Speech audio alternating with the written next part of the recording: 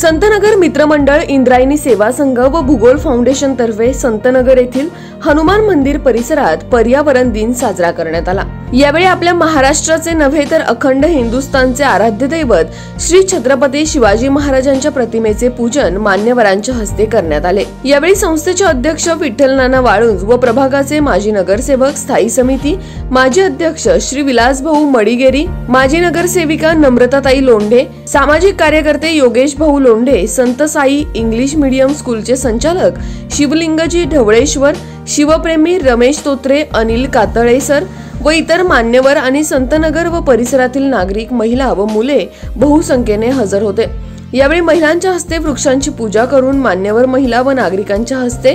वड, पिंपळ, बेल, फणस, पारिजातक, अर्जुन, जास्वंद, चाफा, आपटा, कन्हेरी, तगर, कदंब, बकुळ, टिकोमा असे विविध प्रकारचे देशी आयुर्वेदिक वृक्ष व फुलझाडांचे वृक्षारोपण करण्यात आले।